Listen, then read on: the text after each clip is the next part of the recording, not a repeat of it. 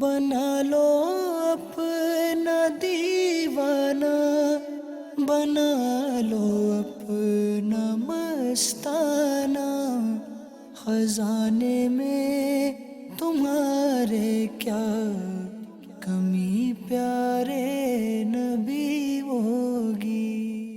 الحمدللہ رب العالمین والصلاة والسلام علی خاتم النبیین، اما بعد فاعوذ باللہ من الشیطان الرجیم، بسم اللہ الرحمن الرحیم۔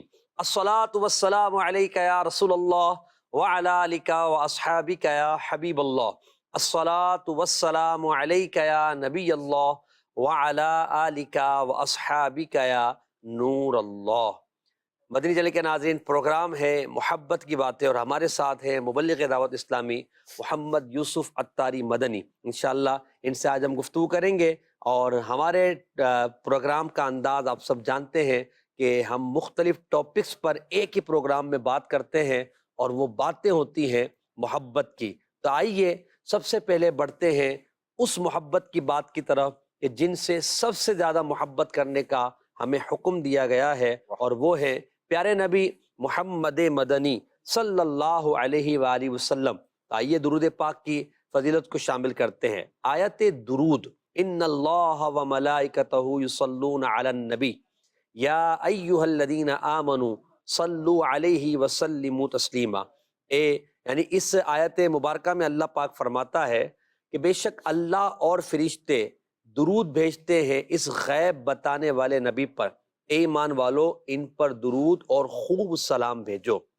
اس آیت کے تحت امام حافظ سخاوی رحمۃ اللہ تعالی علیہ تحریر فرماتے ہیں کہ اللہ پاک کا یہ ارشاد نبی کریم صلی اللہ علیہ وسلم کے مقام و مرتبے کو بڑھانے کے لیے ہے کہ اللہ بھی نبی پاک پر درود بھیجتا ہے، رحمت نازل فرماتا ہے، فرشتے بھی درود پاک بھیجتے ہیں، دعائے رحمت کرتے ہیں۔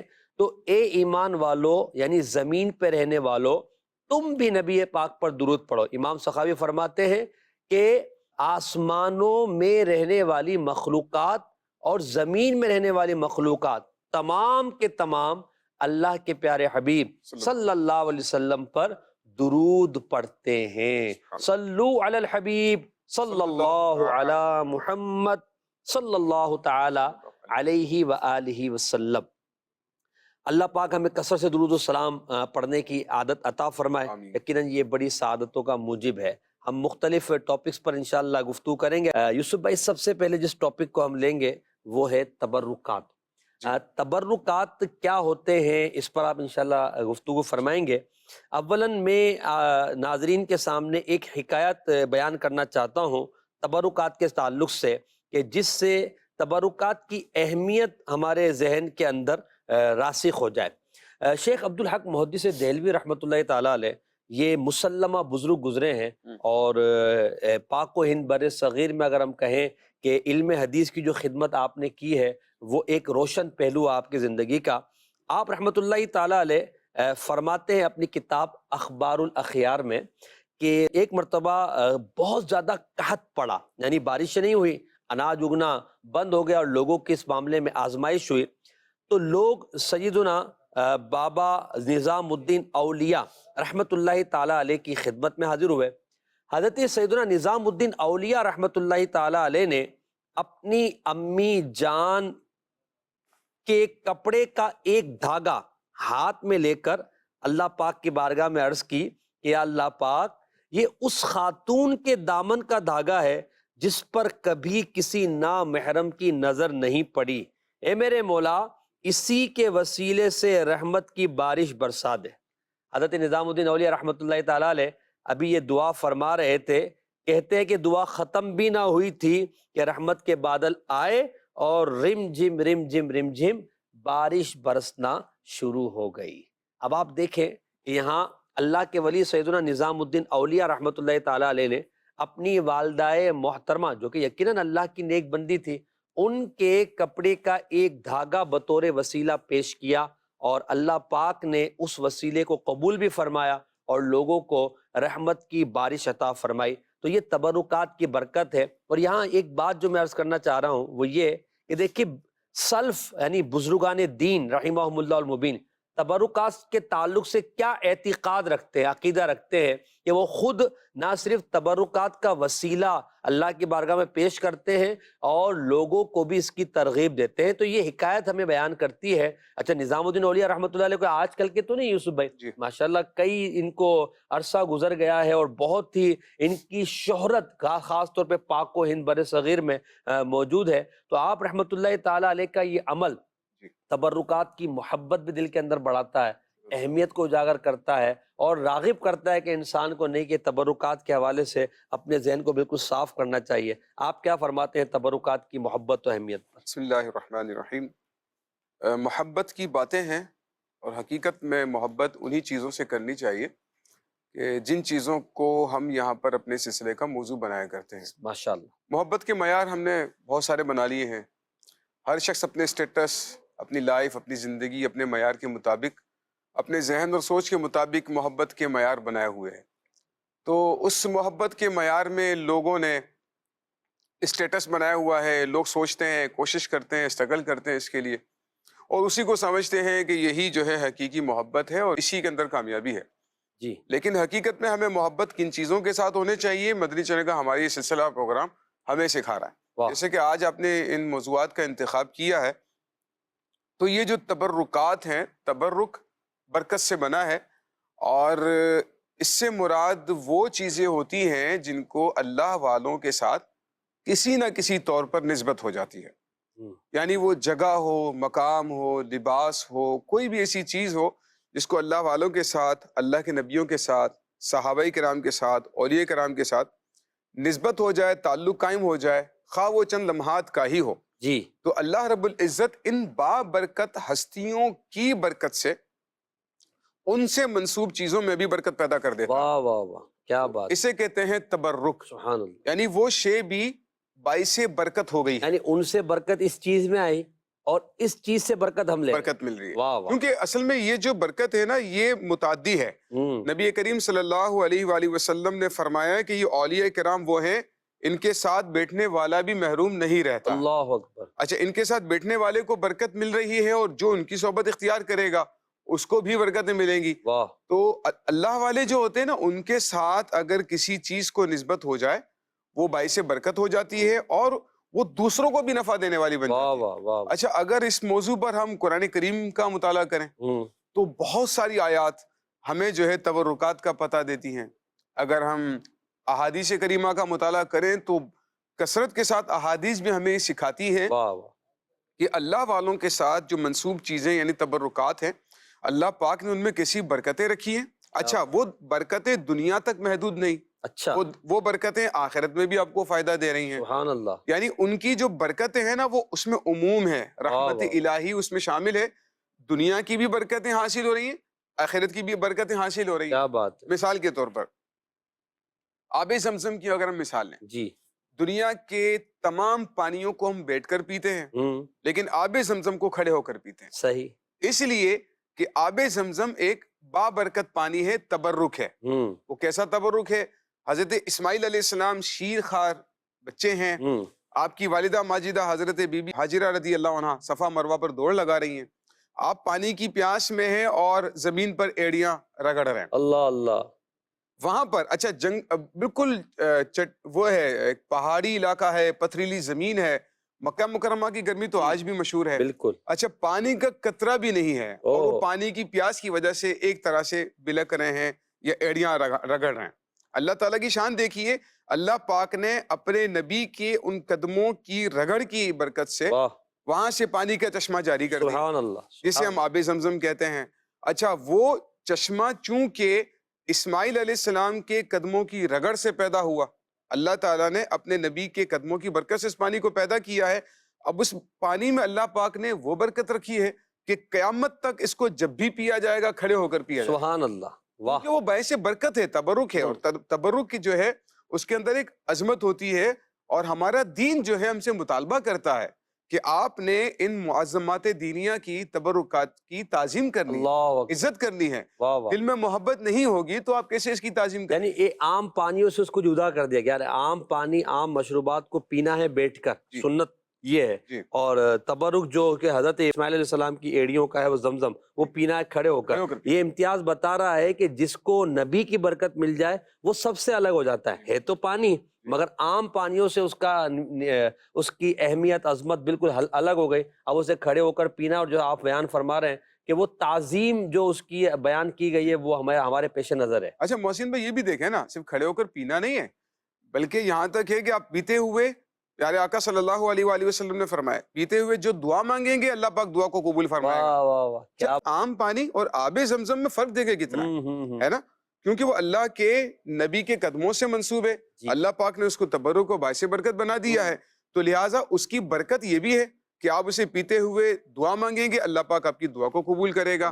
اچھا، اس کو غذا بھی قرار دیا گیا، اس کو دوا بھی قرار دیا گیا، بیماریوں سے شفا بھی ہے، بہت ساری بیماریوں سے. آپ اس کو برکت کے لیے پیتے ہیں، اللہ پاک آپ کو بیماریوں سے نجات عطا فرماتا ہے. لوگ برکت کے لیے، آپ کو پتہ ہے، اپنے چہرے پر ڈالتے ہیں، اپنے جسم پہ ڈالتے ہیں، سر پہ ڈالتے ہیں. اور آپ دیکھیں نا، اس پانی کی عظمت کا اندازہ کریں کہ لوگ جب لے کر آتے ہیں وہاں سے، اب تھوڑا تھوڑا تھوڑا سب کو دیا جاتا ہے، بھائی آپ بھی پیئیں. اچھا، جس کو ملتا ہے وہ کتنا خوشی کا اظہار کرتا ہے، اگر مجھے آب زمزم مل گیا، مجھے آب زمزم مل گیا. وہ پتہ نہیں کتنے منرل واٹرز پیتا ہوگا، کتنے قیمتی پانی پیتا ہوگا، لیکن اچھے سے اچھا مشروب پیا ہوگا دنیا میں اس نے، لیکن آب زمزم کی بات، اس کی لذت، اس کی عظمت، اس کی پینے کا انداز، پھر اس کی پیالیاں اور بعض مخصوص انداز کیا اس کا خوبصورت ہے. وہ جو آپ نے بیان فرمایا نا کہ یہ زمزم کو جو جس نیت کے ساتھ پیے اس کی پوری ہوتی ہے، اس پر مجھے شعر یاد آیا، مولانا حسن رضا خان بولے، ہاں یہ زمزم اس لیے ہے اس لیے اس کو پیے کوئی، اسی زمزم میں کوثر ہے، اسی زمزم میں جنت ہے. پڑھ دینا اس کو. یہ زمزم اس جس لیے اس کو پیے کوئی، یہ زمزم اس لیے جس لیے اس کو پیے کوئی، اسی زمزم میں جنت ہے، اسی زمزم میں کوثر ہے، اسی زمزم میں جنت ہے، اسی زمزم میں کوثر ہے.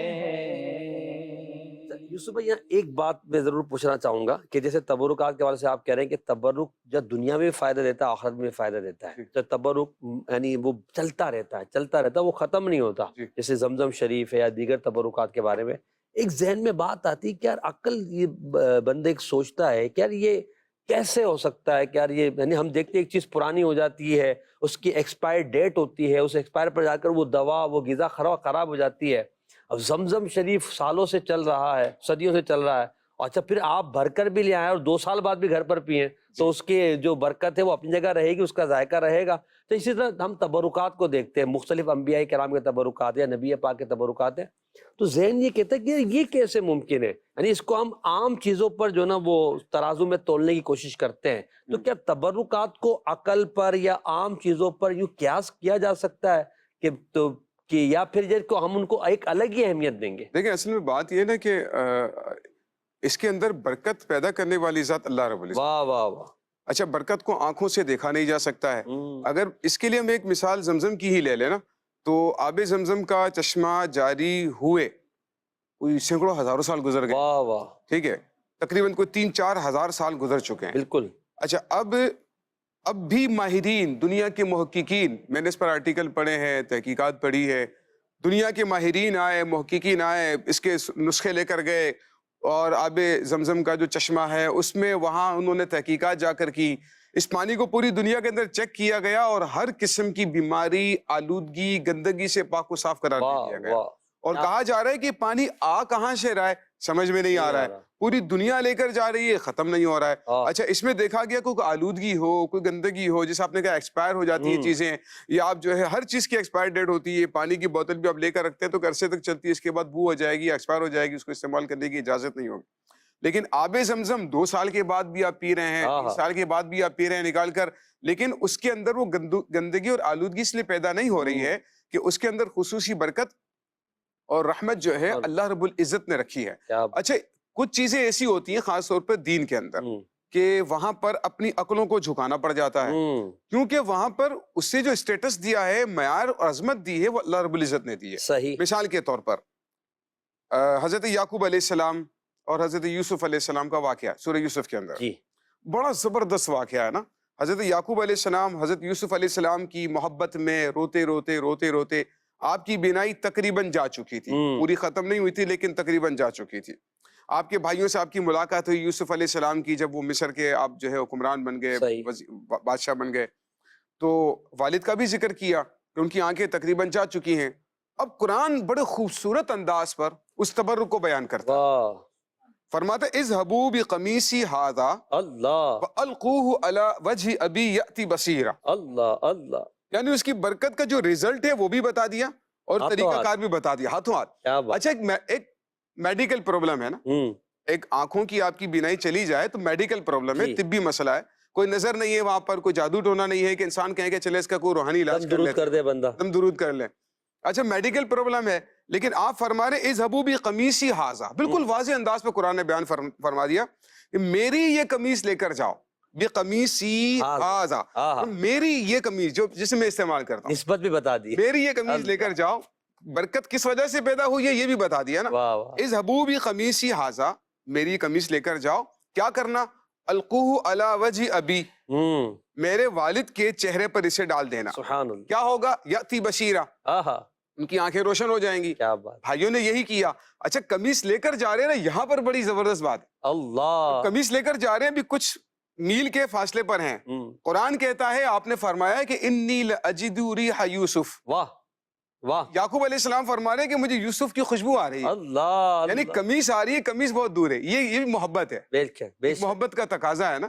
جیسے اعلیٰ حضرت رحمۃ اللہ تعالیٰ علیہ کو ڈولی میں لے کر جایا جا رہا تھا اور آپ فرماتے ہیں یار رکوائی, فرمایا کہ مجھے لگ رہا ہے تم میں کوئی سید زیادہ ہے, انہیں رسول کی خوشبو آ رہی ہے. ہاں خوشبو آ رہی, محبت ہے نا, محبت اٹریکٹ کر رہی ہوتی ہے نا. مجھے لگ رہا ہے تم میں کوئی سید زیادہ ہے. جب آپ نے پوچھا تو تصدیق ہو گئی اور ایک سید زیادہ نکل آیا اس میں سے. پھر آپ کا ایک محبت بھرا انداز کہ آپ نے فرمایا اب تم یہاں پر بیٹھو ڈولی کے اندر, احمد رضا تم کو جو ہے کندھا دے کر لے کے جائے. تو یہ محبت کا انداز تھا. تو فرماتے ہیں یعقوب علیہ السلام, حضرت یعقوب علیہ السلام, انی لاجد ریح یوسف, مجھے یوسف کی خوشبو آ رہی ہے. خیر آپ کے بھائی وہاں پر لے کر گئے آپ کی قمیص, اور یہی ہوا کہ آپ کے جب چہرے پر اس قمیص کو ڈالا گیا, اب اس تبرک کی برکت ظاہر ہوتی ہے. اور حضرت یعقوب علیہ السلام کی آنکھیں, اب دیکھیں یہ عقل میں آنے والی چیزیں نہیں ہے نا. تو یعقوب علیہ السلام کی آنکھیں اللہ پاک روشن فرما دے. وہ خود بھی اللہ کے نبی ہے, اللہ کی بارگاہ میں دعا بھی کر سکتے ہیں, دیگر ذرائع اختیار کر سکتے ہیں, لیکن اللہ پاک نے ہمیں یہ سکھایا ہے کہ دیکھو یہ اللہ والے ہوتے ہیں, ان سے منسوب چیزوں کی برکتیں آگے بھی ظاہر ہوا کرتی, ان کو عقل پر قیاس نہیں. یعنی محبت کے لیے عقل کی دلیل ہونا ضروری نہیں ہے. یعنی بول رہے لاجک بتاؤ بھائی, اس کی لاجک کیا ہے, اس کی تھیوری کیا ہے اور کیوں کیسے ہو سکتا ہے, نہیں. بلکہ اگر جیسے آپ نے فرمایا کہ بہت سارے احکام وہ ہے, بلکہ ہر ہی حکم کے بارے میں ہم نے یہ کہنا ہے سمعنا واطعنا, یہ جو فرما دیا ہے اسے ہم نے سننا ہے, قبول کرنا ہے. تو تبرکات بھی مدنی چلے کے ناظرین ایسا ہی ہے. تو پھر تبرکات کے تعلق سے جیسے آپ نے ذکر کیا, دو چیزیں آپ نے یہاں پہ بیان فرمایا, آب زمزم کا ذکر کیا, دونوں نبیوں کے تعلق سے ہے نا, انبیاء کرام علیہم الصلوۃ والسلام سے.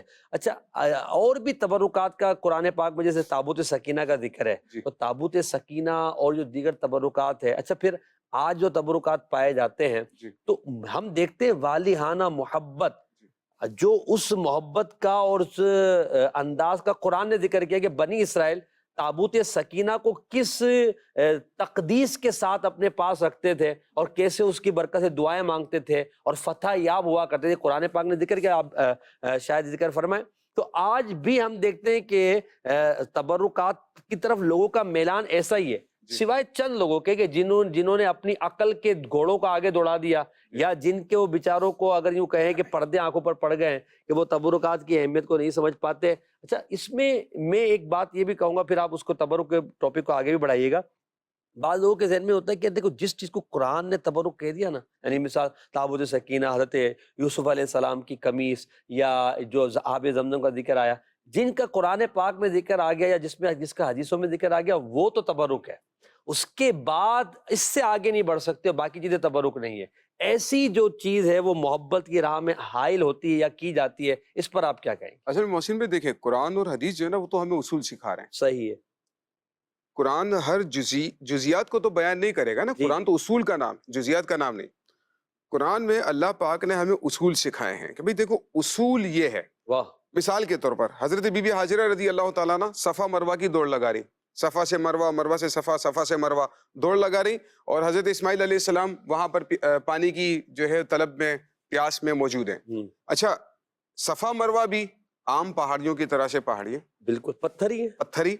اچھا بی بی ہاجرہ رضی اللہ عنہا کے وہاں پر دوڑ لگانے سے پہلے بھی وہ عام پہاڑیاں ہی تھیں. جی. لیکن جب حضرت بی بی ہاجرہ رضی اللہ تعالیٰ عنہ وہاں پر دوڑتی ہیں اور دوڑنے کے بعد اب وہ مقام چونکہ حضرت بی بی ہاجرہ کے قدموں سے منسوب ہو گیا. سبحان. ایک تو یہ نبی نہیں ہے حضرت بی بی ہاجرہ رضی اللہ عنہ، ٹھیک ہے. اچھا دوسری بات یہ ہے کہ جب آپ نے وہاں پر چکر لگایا نا تو اب قرآن کیا کہتا ہے؟ اللہ. قرآن کہتا ہے ان الصفا والمروہ من شعائر اللہ. آہا. قرآن کہتا ہے کہ صفا مروہ اللہ کی نشانی ہے. کیا بات.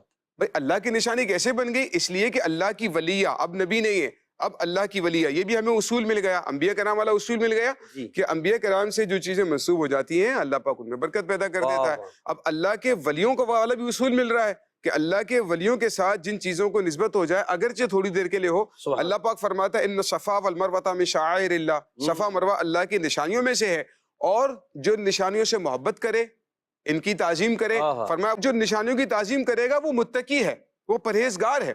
تو صفا مروہ کی جو تعظیم ہے یہ جو ہے دلوں کا تقوی قرار دیا گیا ہے. اچھا اب دیکھیے یہاں پر بڑی خوبصورت بات علماء نے فرمائی. اب فرما رہے ہیں کہ قرآن کریم میں نہیں ہے اور اس کے بعد دیگر چیزوں کا ہم جو ہے وہ برکت، مزارات اولیاء کی ہم برکت حاصل کرتے ہیں، ٹھیک ہے، یا اولیاء کے مراقبوں کی جگہ، عبادت گاہیں، چلا گاہ ان کی ہو گئی، ٹھیک ہے، جہاں وہ اللہ کی عبادت کیا کرتے تھے. اب ان جگہوں پر جا کر اگر ہم ان کی تعظیم کریں اور اللہ سے وہاں پر جا کر دعائیں مانگے، تو مسجد میں گھر پر دعا مانگنے کے مقابلے میں وہاں پر جا کر دعا مانگنے کو کیوں فضیلت دی جائے یا اہمیت دی جائے؟ اس کی کیا وجہ ہے؟ تو یہاں پر علماء نے بڑی پیاری بات ارشاد فرمائی کہ جو اللہ کی ولیہ ہے ان کے قدموں سے جس جگہ کو تھوڑی دیر کے لیے نسبت ہو جائے، اللہ کا ولی جس مزار کے اندر موجود ہے، اللہ کا ولی جس مزار کے اندر موجود ہے وہ اللہ کی کیسی نشانی ہوگی، وہ کیسا باعث برکت مقام ہوگا جہاں پر اللہ کے ولی خود اپنے جسم کے ساتھ موجود ہے. کیا بات. دیکھیں اللہ کے جو ولی ہوتے ہیں نا، یہ اللہ تعالیٰ کی عبادت کر کے اللہ تعالیٰ کی بارگاہ میں وہ مقام حاصل کر لیتے ہیں کہ اللہ رب العزت وہ مقام مرتبہ دیتا ہے کہ ان سے منسوب چیزوں میں بھی اللہ برکت پیدا کر دیتا ہے. تو یہی بات ہے کہ مزارات اولیاء پر جا کر اگر ان کے تبرکات کی برکت سے اللہ رب العزت کی بارگاہ میں دعا مانگی جائے، اللہ پاک. آپ نے جو بڑی خوبصورت بات کی نا کہ قرآن اصول سکھاتا ہے، اصول کے بعد جب ہم نے قرآن سے اصول جیسے نبیوں کے، ولیوں کے اور ساری چیزیں سیکھ لیں، اب اس کے بعد جو جو چیزیں اس کے مطابق ہوتی جائیں گی اس کو ہمیں عمل کرنا ہے اور اس کی برکتیں ہمیں لینی ہیں. کچھ سوالات ہیں، آئیے ہم ناظرین کی کالز بھی لے لیتے ہیں اور سوالات کے جوابات بھی انشاءاللہ دیتے ہیں. جی میرا سوال یہ ہے، آپ حضرت تبرکات کا کچھ ذکر کر رہے ہیں، تو سوال یہ کرنا ہے کہ تبرکات کا ادب تو اپنی جگہ ہے، مگر جس کو ہم تبرک سمجھ رہے ہیں کیا وہ واقعی میں تبرک ہی ہے؟ اس کو کیسے پہچانیں؟ یہ بھی ایک سوال ہے یا سوال بنایا جاتا ہے، اس پر بھی انشاءاللہ جواب لیتے ہیں کہ جس کی ہم تعظیم کر رہے ہیں یہ واقعی تبرک ہے کہ نہیں. ایک سوال اور لے لیتے پھر اس کا جواب آپ سے لیتا ہوں. جی میرا سوال یہ ہے کہ مجھے یہ بتائیں کہ جو خانہ کعبہ پہ گلاف ڈالا جاتا ہے اس کی تاریخی حیثیت کیا ہے؟ مطلب اس کی تھوڑی سی ہسٹری کے بارے میں بھی بتا دیں، کب سے یہ ڈلنا شروع ہوا، کس طرح سے، تاکہ ہم لوگوں کی بھی نالج میں کچھ اضافہ ہو جائے. جزاک اللہ خیر. آمین بھائی جاک. انشاءاللہ اس کا جواب بھی عرض کرتا ہوں. پہلے ہم حضرت سے سوال کا جواب لے لیتے ہیں. بھائی یہ مثال کے طور پر یہ تبرک ہے نا، جی اس تبرک کے تبرک ہونے کی ہمارے پاس کیا دلیل ہے کہ بھائی واقعی تبرک ہے؟ جو نبی پاک صلی اللہ علیہ وسلم کے تبرکات آمنا و صدقنا، مان لیا بھائی، انبیاء کے تبرک مان لیا، مگر اب جو ہمارے دور میں پایا جاتا ہے یہ تبرک ہے کیا فرق نہیں؟ تو اس کے بارے میں یہ ہے کہ دیکھیں سب سے پہلی بات یہ ہے کہ انبیاء کرام، صحابہ کرام یا اولیاء العظام کے ساتھ جن چیزوں کی نسبت مشہور ہے کہ یہ ان کے ساتھ منسوب ہے، یہ فلاں کا امامہ ہے، یہ فلاں کا جبہ ہے، یہ فلاں کا عصا ہے، اس طرح کی باتیں ہوتی ہیں نا، یہ فلاں کی استعمال کی فلاں چیز ہے، فلاں کی چلا گاہ ہے، اس مقام کی آپ تعظیم.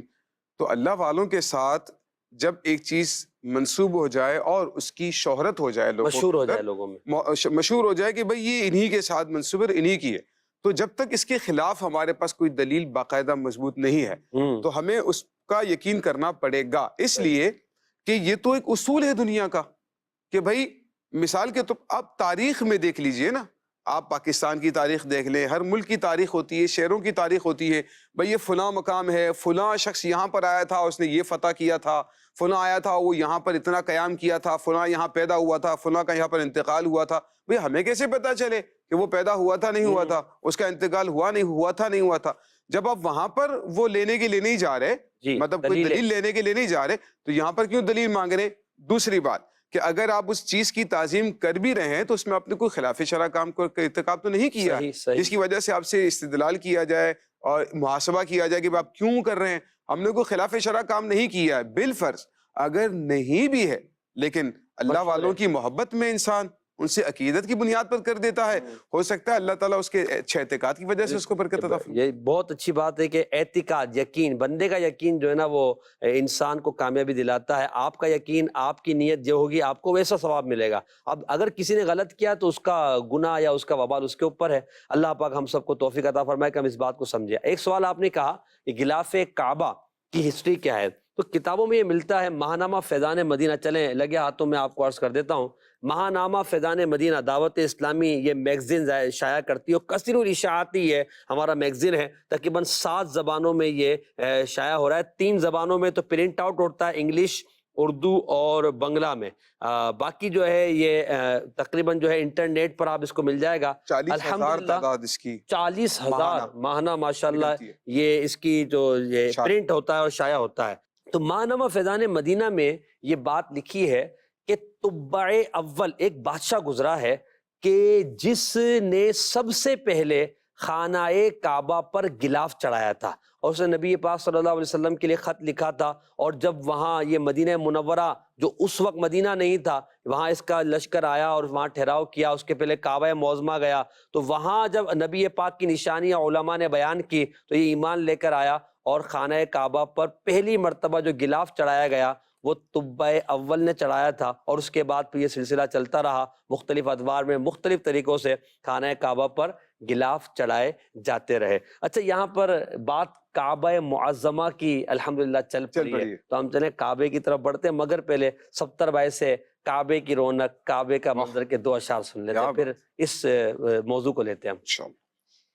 کعبے کی رونق، کعبے کا منظر، کعبے کی رونق، کعبے کا منظر، اللہ اکبر، اللہ اکبر، دیکھوں تو دیکھے جاؤں برابر، دیکھوں تو دیکھے جاؤں برابر، اللہ اکبر، اللہ اکبر، تیرے حرم کی کیا بات مولا، تیرے حرم کی کیا بات مولا، تیرے کرم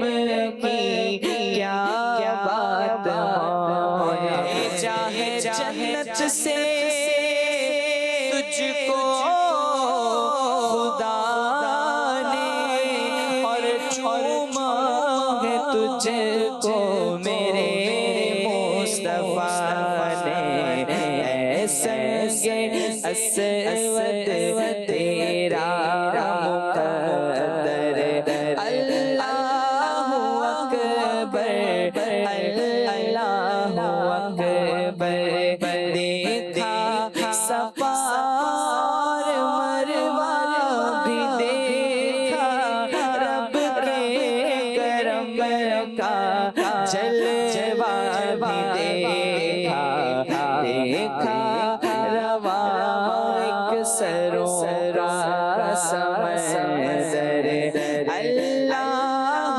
اکبر، اللہ اکبر، کعبے کی رونق، کعبے کا منظر، اللہ اکبر، اللہ اکبر، دیکھوں تو دیکھے جاؤں برابر، اللہ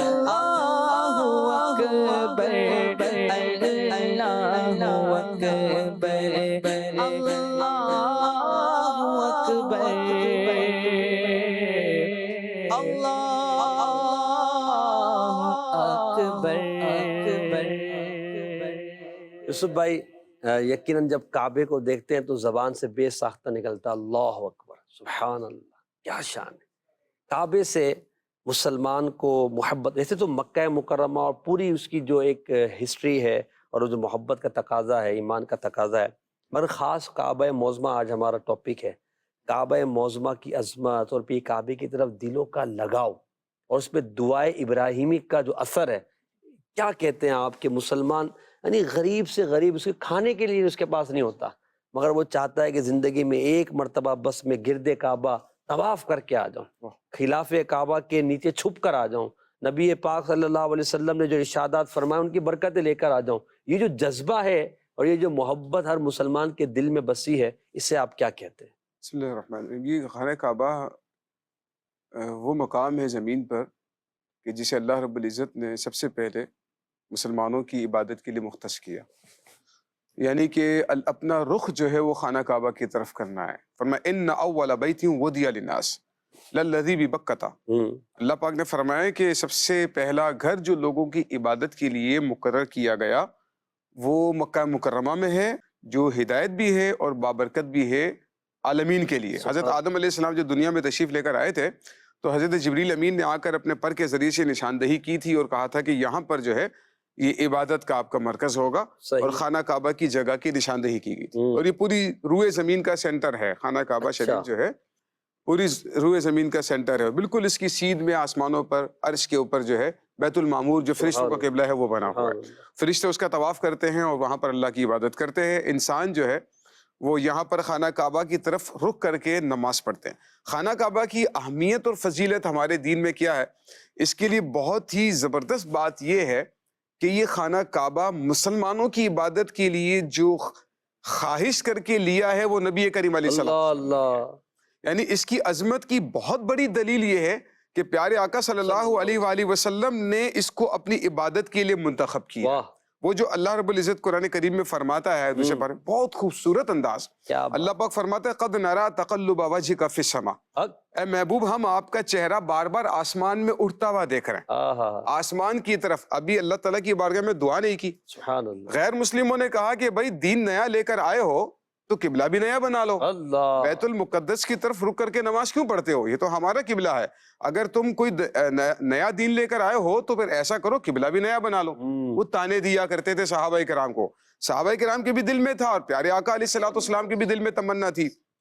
ایک بار ظہر کی نماز ادا فرما رہے پیارے آقا علیہ الصلوۃ والسلام اور بار بار آسمان کی طرف اپنا چہرہ اٹھا کر دیکھ رہے ہیں۔ آہا، اللہ پاک فرماتا ہے اسی پورے انداز کو نا، پیارے آقا علیہ الصلوۃ والسلام کے اس انداز کو اللہ پاک فرماتا ہے قد نرا تقلب وجهك فی السماء، اے محبوب ہم آپ کا چہرہ بار بار آسمان میں اٹھتا ہوا دیکھ رہے ہیں۔ ہائے ہائے، اب اللہ پاک جانتا ہے کہ حضور کے دل میں تمنا کیا ہے۔ کیا بات، اچھا اللہ کی بارگاہ میں ابھی دعا بھی نہیں کی ہے نا، ہاتھوں کو بھی نہیں اٹھایا، دعا نہیں کی ہے، لیکن اللہ تبارک و تعالیٰ، اما عائشہ صدیقہ رضی اللہ تعالیٰ عنہ فرماتی ہے نا، عرض کرتی ہیں یا رسول اللہ میں نے دیکھا ہے کہ آپ کا رب آپ کی خواہش پوری کرنے میں جلدی کرتا ہے۔ اللہ اکبر، یعنی دعا کی بات تو ابھی بات کی ہے نا، ابھی تو دعا کی نہیں، خواہش، تمنا، آپ کی تمنا اور آپ کی خواہش پوری کرنے میں آپ کا رب جلدی کرتا ہے۔ اچھا کتنی جلدی ہو رہی ہے، پیارے آقا علیہ الصلوۃ والسلام اللہ کی بارگاہ میں جو ہے ایک دل میں خواہش ہے اور بس آسمان کی طرف اٹھا کر چہرہ دیکھ رہے ہیں۔ اللہ پاک فرماتا ہے فَلَنُوَلِّيَنَّكَ قِبْلَةً تَرْضَاهَا، آہا، یہ جو تردا ہے نا اس میں بڑی لذت ہے، یہ کعبے کی عظمت ہے، یہ بڑی اس میں بڑی لذت ہے۔ اللہ اللہ، اللہ پاک فرماتا ہے محبوب ہم آپ کا چہرہ اس قبلے کی طرف پھیر دیں گے، قبلتن ترضاها، آہا، ہم آپ کا چہرہ اس قبلے کی طرف پھیر دیں گے جس میں آپ راضی ہیں۔ سبحان اللہ، یعنی اگر شمال میں کسی چیز کو حضور علیہ السلام پسند کر لیتے تو وہ قبلہ بن جاتی، واہ، جنوب میں پسند کر لیتے وہ قبلہ بن جاتی۔ حضور علیہ الصلوۃ والسلام نے خانہ کعبہ کو پسند کیا عبادت کے طور پر قبلے کے لیے، اللہ پاک نے فرمایا کہ محبوب تمہاری رضا ہے ہم خانہ کعبہ کو تمہاری لیے عبادت کا بنا دیں گے، انتظار مت کریں نماز ختم ہونے کا، نماز کے دوران اپنا نماز کے دوران اپنا چہرہ پھیر لیں قبلے کی طرف ترضا۔ تو یہ حضور علیہ الصلوۃ والسلام نے خانہ کعبہ کو، وہ کہتا ہے نا کعبہ تو دیکھ چکے کعبے کا بھی کعبہ، آجیو آؤ شہنشاہ کا روزہ دیکھو، کعبہ تو دیکھ چکے، پڑھتے ہیں نا آپ، حاجیوں آؤ شہنشاہ کا روزہ دیکھو، کعبہ تو دیکھ چکے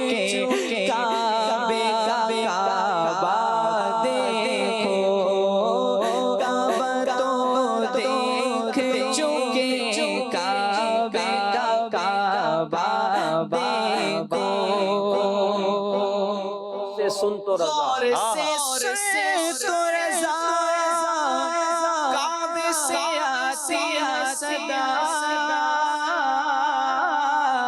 غور سے سن تو رضا، کعبے سے آتی ہے صدا، میری آنکھوں سے میرے پیارے کا روضہ دیکھو، میری آنکھوں سے میرے پیارے کا روضہ دیکھو، کعبہ تو دیکھ چکے، کعبے کا کعبہ دیکھو۔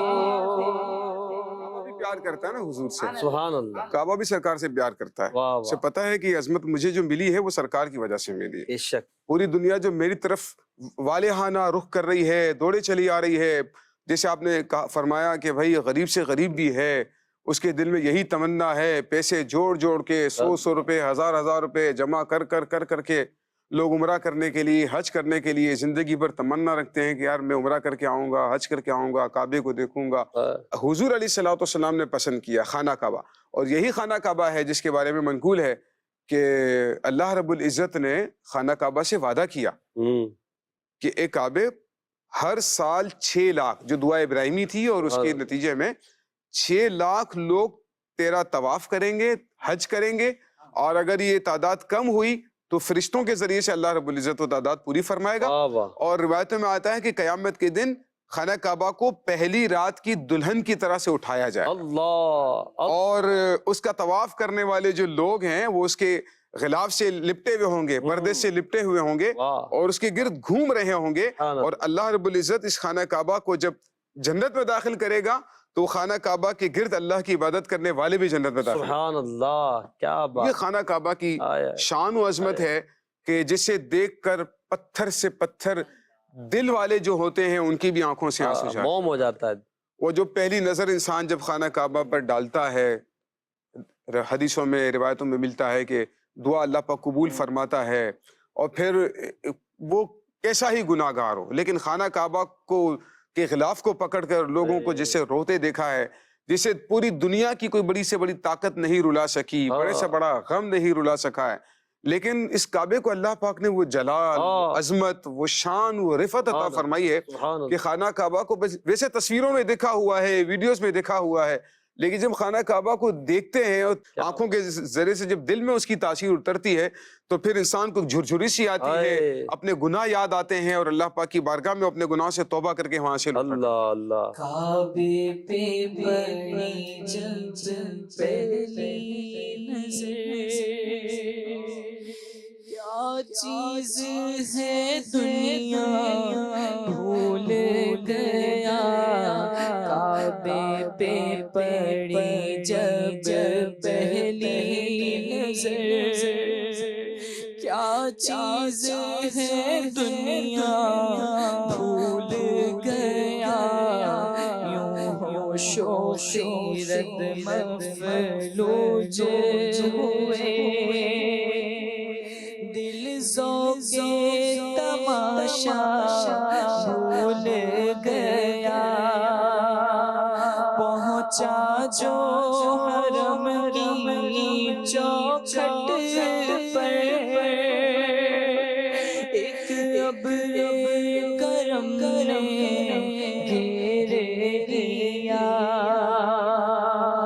پہنچا جو حرم کی چوکھٹ پر، ایک ابر کرم نے گھیر لیا، باقی نہ رہا پھر ہوش مجھے، کیا مانگا کیا کیا بھول گیا، باقی نہ رہا پھر ہوش مجھے، کیا مانگا کیا کیا بھول گیا، کعبے پہ پڑی جب پہلی نظر، کیا چیز دنیا بھول گیا، کعبے پہ پڑی جب پہلی نظر۔ مدنی چینل کے ناظرین، اللہ آپ کو بھی نصیب کرے کہ آپ بھی جائیں اور خانہ کعبہ کی زیارت کریں۔ ہم جو بیان کر رہے ہیں نا، خدا کی قسم جو جائے گا نا اسے یقین ہو جائے گا جو بات کہہ رہے ہیں وہ درست ہے۔ اللہ نصیب کرے، اللہ کعبے کے نور سے ہمارے دلوں کا زنگ دور فرما دے۔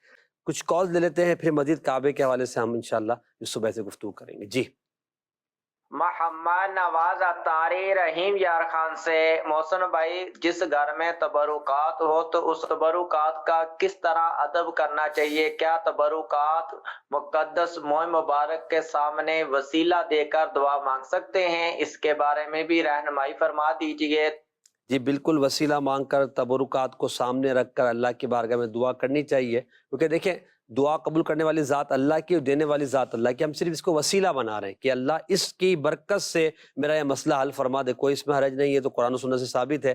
اور دوسرا یہ کہ ادب کیسا کرنا چاہیے، دیکھیے جب اتنی معتبر چیز ہے تو اس کا ادب بھی، ایک حدیث پاک میں جو حضرت ام سلمہ رضی اللہ تعالیٰ عنہ کی ہے کہ انہوں نے مبارک کو چاندی کی خوبصورت ڈبیا کے اندر رکھا ہوا تھا، تو چاندی کی کسی بھی چیز میں رکھ سکتی تھی، چاندی کی ڈبیا میں رکھنا اس بات کی طرف اشارہ ہے کہ اس مقدس چیز کی تعظیم ہے اور ادب کے ساتھ رکھنا ہے۔ اونچے مقام پر رکھیں، خوشبو سلگائیں اور اچھا سا اس کا باکس بنے، اور پھر اس کمرے میں جو ہے وہ درود و سلام اور دیگر چیزیں ہوں، جس کو ہم لیں گے تو اللہ نے چاہے اس کی برکتیں آپ کو ملے گی۔ ایک اور کال۔ محمد ارسلان اتاری مدینہ الاولیاء ملتان شریف سے بات کر رہا ہوں۔ ماشاءاللہ سے محبت کی باتیں سلسلہ بہت ہی پیارا چل رہا ہے، اور تو ہمارے بہت ہی پیارے یوسف مدنی بھائی بھی تشریف لائے ہوئے ہیں۔ یوسف بھائی آپ سے میرا یہ سوال ہے کہ حضرت ابوبکر صدیق رضی اللہ تعالیٰ عنہ آپ سرکار صلی اللہ تعالیٰ علیہ وآلہ وسلم سے کس انداز میں محبت کی باتیں کیا کرتے تھے، اور آپ سرکار صلی اللہ تعالیٰ علیہ وآلہ وسلم بھی حضرت ابوبکر صدیق سے کس انداز میں محبت کی باتیں کیا کرتے تھے؟ واہ واہ، جی یوسف بھائی محبت کی باتیں، اور سوال بھی انہوں نے محبت کی باتوں کی اس سیلوگن کے ساتھ ہی کیا ہے۔ اب انہوں نے موضوع ایسا دے دیا ہے کہ اس پر تو گھنٹوں بولا جا اگلے سکتا جمعے ہے۔ ہمارا موضوع ہے ابوبکر صدیق کا عشق و محبت ہی، انشاءاللہ اس کو ہم بس ان کی دلجوئی کے لیے ایک دو باتیں کر دیتے ہیں۔ کریں۔ ایسا ہے کہ پیارے آقا صلی اللہ تعالیٰ علیہ وآلہ وسلم سے تمام صحابہ کرام کی ایک نسبت ہے، لیکن نسبت صدیق اکبر جو ہے اس کی خصوصیت اور انفرادیت یہی ہے کہ وہ عشق رسول ہے۔ واہ واہ، حضرت صدیق اکبر رضی اللہ تعالیٰ عنہ کا ایک ہی فرمان سنا دیتا ہوں اس حوالے سے۔ آپ فرماتے ہیں کہ حببت من دنیاکم بثلاث، آقا علیہ الصلوۃ والسلام نے پہلے فرمایا کہ مجھے تمہاری دنیا میں سے تین چیزیں پسند ہیں۔ فرمایا کہ الطیب، النساء، جعلت قرۃ عینی فی الصلاۃ، واہ واہ، خوشبو سے محبت ہے، بیویوں کی محبت دی گئی ہے، اور نماز میں میری آنکھوں کی ٹھنڈک رکھی گئی۔ صحیح، دیگر صحابہ کرام بھی موجود تھے۔ سب سے پہلے صدیق اکبر نے عرض کی صدقت یا رسول اللہ، واہ واہ واہ، جب صدا لگاتے تھے تو یا رسول اللہ کے ساتھ صدا لگایا کرتے تھے۔ عرض کرتے ہیں صدقت یا رسول اللہ، یا رسول اللہ آپ نے سچ فرمایا، مجھے بھی دنیا میں تین چیزیں پسند۔ اللہ اللہ، نمبر ایک، عرض کرتے ہیں کہ النظر الی وجہ رسول اللہ، یا رسول اللہ آپ کے چہرے کا دیدار کرنا مجھے بہت سبحان پسند۔ اللہ، انفاق مالی علی رسول اللہ، کیا یا رسول اللہ آپ کی بارگاہ میں اپنا مال آپ کے قدموں پر قربان کر دینا مجھے پسند ہے۔ نمبر تین، عرض کرتے ہیں ان تکون ابنتی تحت رسول اللہ، میری جو بیٹی عائشہ ہے ہمیشہ آپ کے نکاح میں رہے تاکہ آپ کے ساتھ جو میرا تعلق ہے اور نسبت ہے وہ قائم رہے۔ سبحان اللہ، تینوں میں رسول اللہ کا ذکر کر رہے ہیں۔ آقا علیہ الصلوۃ والسلام نے ہجرت کی رات ان کو ہجرت کے لیے منتخب فرمایا۔ واہ، فرماتے ہیں کہ مجھے اس بات کا انتظار تھا، مجھے پتا تھا کہ سرکار مجھے کو منتخب فرمائیں گے۔ اللہ، اگر گھر میں کوئی مہمان آتا تھا نا تو مہمان کی تمام معاملات کر کے گھر والوں کی سپرد کر کے پھر سرکار کی بارگاہ میں حاضر ہو کر آپ کا دیدار کرنا شروع سبحان اللہ، کیا بات ہے، اللہ۔ ہجرت کی رات ہی نہ فقط ہم سفر رہے، صدیق ہم رکاب نبی عمر بھر رہے۔ ہجرت کی رات ہی نہ فقط ہم سفر رہے، صدیق ہم مزاج نبی عمر بھر رہے۔ ایسا نہیں کہ صرف رہے زندگی میں ساتھ، اب بھی ہے ساتھ ساتھ یہ مد نظر رہے۔ بے پناہ پیار ہے ہم کو صدیق سے، میرے صدیق کو اپنے سرکار سے، بے پناہ پیار ہے، بے پناہ پیار ہے۔ بات کعبہ معظمہ کی ہو رہی تھی جی۔ اور بڑی خوبصورت انداز میں چل رہی تھی اور ایک تصور بن گیا تھا، جی۔ اس کو مزید آپ کنٹینیو کریں۔ اللہ پاک کی 120 رحمتیں نازل ہوتی ہیں روزانہ، ہوں، خانہ کعبہ پر روزانہ 120 اللہ پاک کی رحمتیں نازل ہوتی ہیں، جن میں سے 60 رحمتیں دے دی جاتی ہیں جو خانہ کعبہ کا طواف کر رہے ہیں، سبحان اللہ، اور 40 رحمتیں ان لوگوں کو دی جاتی ہیں جو خانہ کعبہ میں نماز پڑھ رہے ہوتے ہیں، اس اللہ، کے ارد گرد اس کی طرف رک کر کے نماز پڑھ رہے ہوتے ہیں، واہ، اور 20 رحمتیں ان لوگوں کو دی جاتی ہیں جو نہ نماز پڑھ رہے ہیں نہ طواف کر رہے ہیں، صرف بیٹھ کر خانہ کعبہ کا دیدار کر رہے ہیں۔ سبحان اللہ، اچھا، خانہ کعبہ کا دیدار کرنا بھی اتنی عبادت، بڑی عبادت واہ، ہے، علماء نے لکھا ہے کہ خانہ کعبہ کا دیدار کرنا ایک مرتبہ 1 سال کی نفلی عبادت سے بہتر ہے۔ سبحان اللہ، سبحان تو اللہ، 1 سال کی نفلی عبادت سے بہتر ہے، اور خانہ کعبہ کی تو کیا ہی شان ہے، اس سے متعلق جتنی چیزیں ہیں نا، حدیث حضر رکن اسود ہے، رکن یمانی ہے، رکن شامی ہے، رکن عراقی ہے، یہ جو 4 کونے ہیں نا، ان 4 کونوں کے نام ہیں۔ پھر اس کے ساتھ حجر اسود بھی ہے، پھر ملتزم بھی ہے، پھر مستجاب بھی ہے، پھر میزاب رحمت بھی ہے، آہا، پھر اس کے سامنے مقام ابراہیم بھی جلوہ فرما ہے، حکیم بھی ہے، عتیم بھی ہے۔ واہ، واہ، اچھا، ان سب کے بارے میں احادیث موجود ہیں، سبحان میں اللہ، آپ کو ایک ایک حدیث پاک سناتا ہوں۔ پیارے آقا صلی اللہ علیہ وآلہ وسلم نے فرمایا کہ ان اللہ تعالی یبعث الرکن والمقام، اللہ پاک قیامت کے دن مقام ابراہیم کو، حجر اسود کو، رکن اسود کو، حجر اسود کو اٹھائے گا، اس حال میں کہ اس کے لیے لہو عینان، اچھا، لہو عینان، حجر اسود کی 2 آنکھیں ہوں گی، واہ واہ، ولسان، سبحان اللہ، زبان ہوگی۔ فرمایا اللہ تعالیٰ کی بارگاہ میں، یشہدو، اللہ تعالیٰ کی بارگاہ میں، بلکہ ایک روایت میں رکن اسود کا ذکر ہے، حجر اسود کا، ایک میں دونوں کا، مقام ابراہیم اور صحیح، حجر اسود دونوں کا ہے، یہ دونوں اللہ پاک کی بارگاہ میں حاضر ہوں گے اور اللہ تعالیٰ کی بارگاہ میں اس کی گواہی دیں گے واہ واہ، جس نے حق کے ساتھ ان کا بوسہ دیا ہو۔ سبحان اللہ، واہ، تو حجر اسود خانہ کعبہ کی جو ہے وہ کونے میں ایک نسب ہے، اپنی برکتیں لٹا رہا ہے۔ ہمارے پیارے آقا صلی اللہ علیہ وآلہ وسلم نے فرمایا کہ میزاب رحمت کے نیچے اللہ پاک دعا کو قبول فرما، سبحان اللہ، سبحان جو اللہ، سونے ایک کا پرنالہ گولڈن کلر کا بنا ہوا ہے، جی جی، اس سے پانی جو ہے وہ حتیم کی گود میں گرے تھے، اس طرح کیا کی بات، آواز ہے نا، تو وہ ان سے سنیں گے، بہت خوبصورت منظر کشی کی اعلیٰ حضرت۔ آہا، تو وہ جو اس میں سے بارش کے قطرے گرتے ہیں حتیم میں، بارش کا پانی گرتا ہے، تو پیارے آقا علیہ الصلوۃ والسلام نے فرمایا میزاب رحمت کے نیچے اللہ پاک دعا کو قبول فرماتا ہے۔ اس کے بعد فرمایا ملتزم پر اللہ پاک دعا کو قبول فرماتا ہے، ملتزم پر کوئی ایسی دعا نہیں مانگی گئی جو اللہ نے قبول نہ کی۔ اللہ، یعنی جو دعا مانگے قبول ہے۔ اچھا، ملتزم کیا ہے؟ باب کعبہ اور حجر اسود کے درمیانی جو دیوار ہے، وہ جو حصہ ہے وہاں پر اس کو چمٹ کر دعائیں مانگنا، یہ جو ہے وہ سنت ہے۔ سبحان اللہ، اور پیارے آقا علیہ الصلوۃ والسلام دعا مانگا کرتے تھے، اور محسن بھائی آپ نے بھی دیکھا ہوگا، لوگوں کو دیکھا ہے دھاڑے مار مار کر روتے ہیں وہاں پر، دھاڑے مار مار کر وہاں پر روتے ہیں، اور وہ قبولیت کا مقام ہے۔ پیارے آقا علیہ الصلوۃ والسلام نے فرمایا کہ یہاں پر جو ہے کوئی ایسی دعا نہیں کی گئی جو قبول نہ کی گئی ہو۔ پھر ایک مقام ہے جسے مستجاب کہتے ہیں، جی جی جو حجر اسود سے پہلے والی جو دیوار ہے، جی جی، تو اس کو مستجاب کہتے ہیں۔ اور حدیث پاک میں ہے کہ اللہ پاک نے وہاں پر 70,000 فرشتے مقرر کیے ہیں، ان کی ڈیوٹی یہ ہے کہ جو بھی یہاں دعا کرے گا نا، تم نے اس کی دعا پر آمین کہنا، اللہ اکبر، اللہ تم نے اس کی دعا پر آمین کہنا، واہ واہ واہ، وہ وہاں پر دعا کر رہے ہیں۔ کیا اور پھر حتیم کی کیا شان ہے؟ سبحان حضرت عائشہ صدیقہ رضی اللہ تعالیٰ عنہ پیارے آقا علیہ الصلوۃ والسلام کی بارگاہ میں عرض کرتی ہیں، یا رسول اللہ صلی اللہ علیہ وسلم،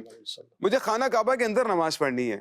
تو پیارے آقا صلی اللہ علیہ وآلہ وسلم نے ان کا ہاتھ مبارک پکڑا، ان کو حتیم میں لے گئے اور فرمایا کہ یہاں پر نماز پڑھو، اور جب بھی تمہارا دل کرے کہ خانہ کعبہ کے اندر نماز پڑھو، تم حتیم میں آ کر نماز پڑھ لیا کرو، کیونکہ یہ خانہ کعبہ کا یہ کیا بات ہے، واہ واہ، کیا برکت ہے، آپ نے ماشاءاللہ ہر حصہ کعبہ کے گرد کی بیان فرما دی ماشاءاللہ۔ یہاں ہم شعر بھی لیتے ہیں، مگر ہماری ٹیم نے عوام میں جا کر خانہ کعبہ کے تعلق سے کچھ سوالات کیے ہیں، کہ پیکج ہمارا ریکارڈ ہے، آئیے ذرا ہم اس پیکج کی طرف بڑھتے ہوئے دیکھتے ہیں کہ عاشقان رسول خانہ کعبہ کے تعلق سے کیا جذبات رکھتے ہیں۔ جی السلام علیکم ورحمۃ اللہ وبرکاتہ۔ ایک خواہش تھی میری کہ میں مدینہ پہنچوں، ہر مسلمان کی خواہش ہے کہ مکہ مکرمہ دیکھیں، اور ہمارا وہ قبلہ ہے، اور جگہ ہی ایسی پیاری کہ اس کے نام سے ہی تعظیم آدمی جھوم اٹھتا ہے۔ میری اوقات نہیں تھی جانے کی، لیکن بس سرکار نے بلا لیا۔ ہم تو کب تصویر بھی دیکھتے ہیں نا مکہ مکرمہ کی، تو ہمارے پر ایک کیفیت طاری ہو جاتی ہے، اور اس کی محبت کا بھی کیا کہنا، الفاظ نہیں ہیں کہ ان کو لفظوں میں بیان کیا جائے۔ مکہ اور مدینہ سے ماشاءاللہ تو سب کو ہی محبت ہوتی ہے. کا مکرمہ سے ہر مسلمان محبت کرتا ہے اور ہونی بھی چاہیے. اور اگر مجھے اچانک پتہ لگ جائے کہ آج میری فلائٹ ہے تو الفاظ نہیں ہیں کہ اس خوشی کو بیان کیا جا سکے. مکہ مکرمہ ہمارے لیے، ہم مسلمانوں کے لیے بڑی اہمیت والی جگہ ہے. ان لمحات کا انتظار رہے گا کہ کب ایسی خبر آئے تو اپنے اڑ کر پہنچ جائیں. اور جب غلاف کعبہ پہ نظر پڑی ہے تو بس وہ منظر کیا تھا کہ آج تک میں وہ منظر نہیں بھولا اور نہ بھول سکتا ہوں.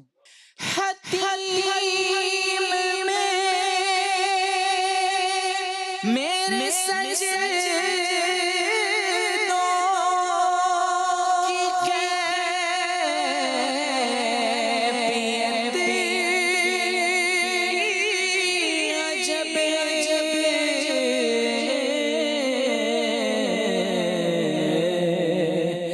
جبیں زمین پہ تھی ذہن کہکشاں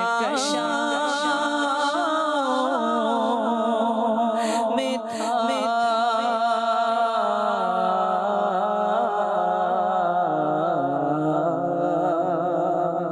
خوشاں وہ دل حرم پاک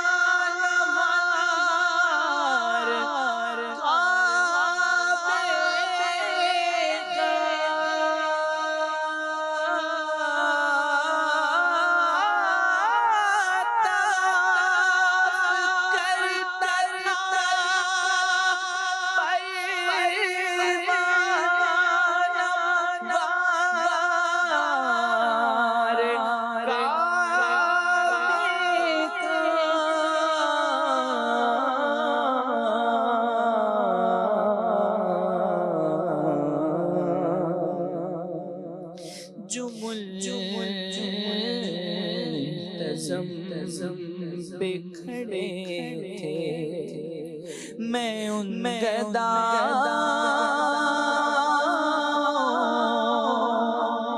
میں تھا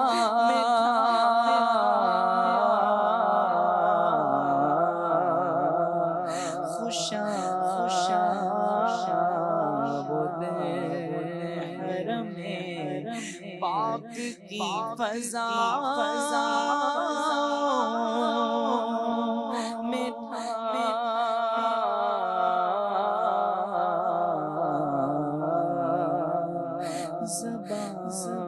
زبان خاموش تھی محو التجا میں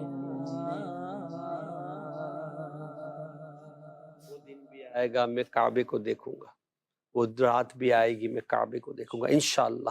ایک کال دیجیے گا ذرا. میرا سوال یہ ہے کہ لفظ کعبہ کا کیا مطلب ہے اور معظمہ کسے کہتے ہیں؟ پلیز اس کا جواب دے دیجئے.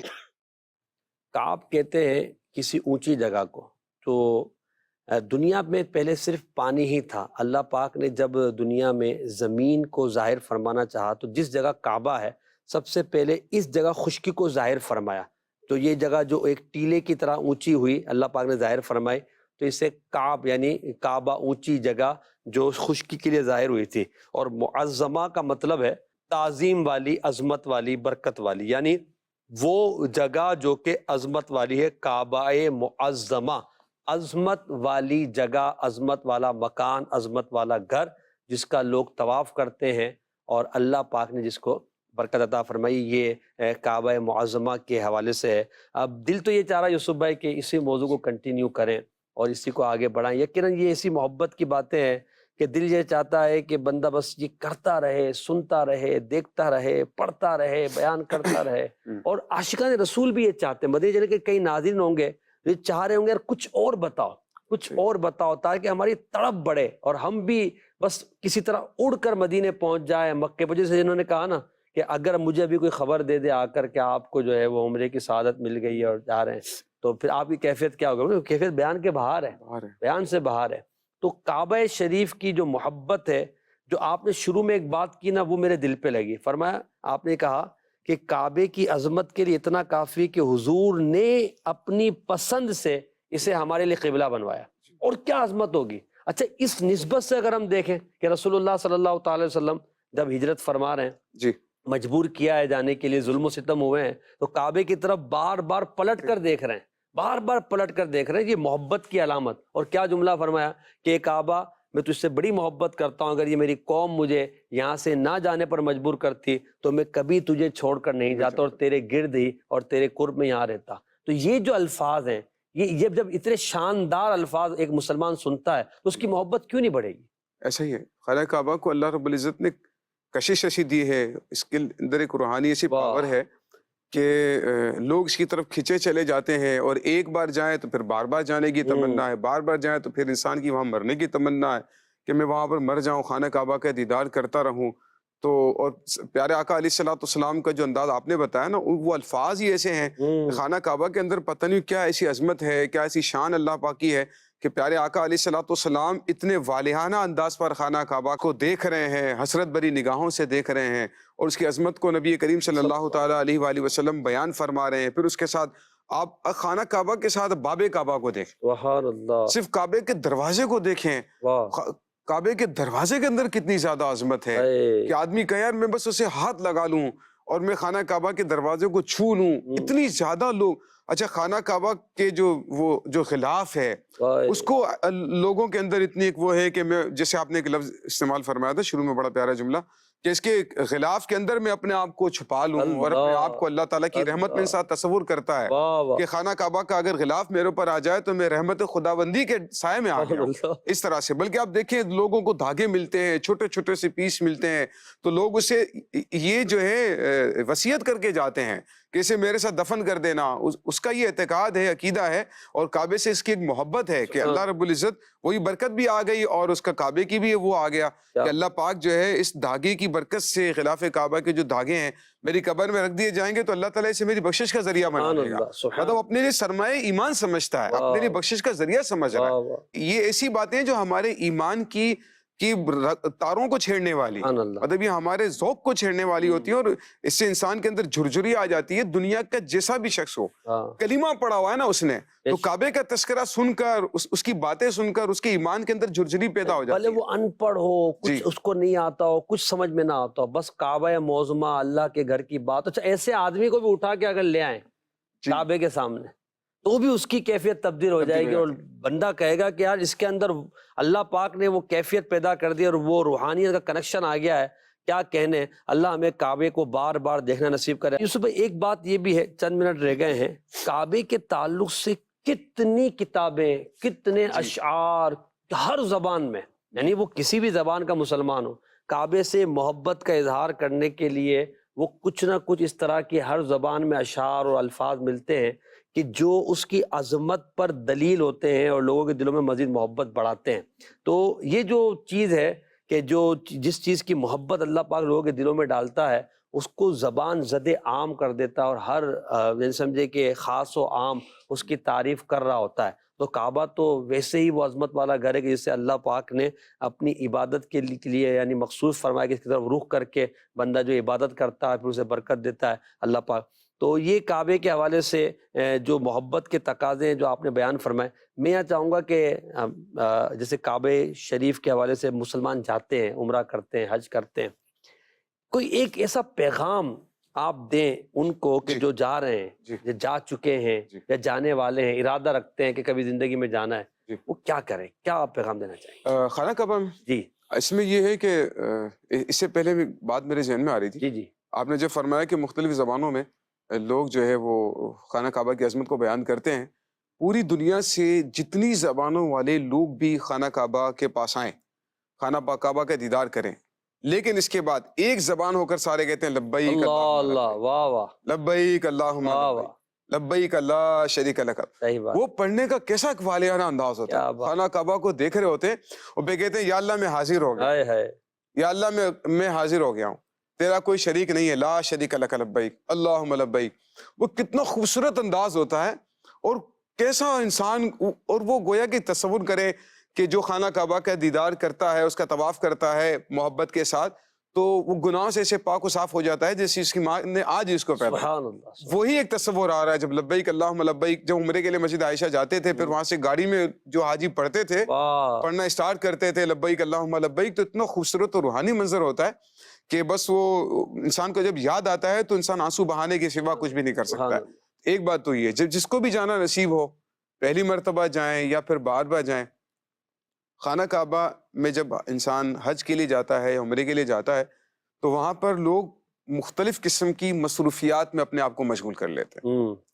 اچھا، مختلف قسم کے جو ہے معاملات میں اپنے آپ کو مصروف کر دیتے ہیں، لیکن پورے مکے میں خانہ کعبہ وہ جگہ ہے جو سب سے زیادہ عظمت والی ہے۔ ایک ہمارے پیارے آقا علیہ الصلوۃ والسلام کی ولادت کا مقام، ولادت گاہ مصطفیٰ صلی اللہ علیہ وآلہ وسلم، کوشش کرنا چاہیے کہ وہاں پر قرآن کریم ختم کریں خانہ کعبہ کے سامنے بیٹھ کر۔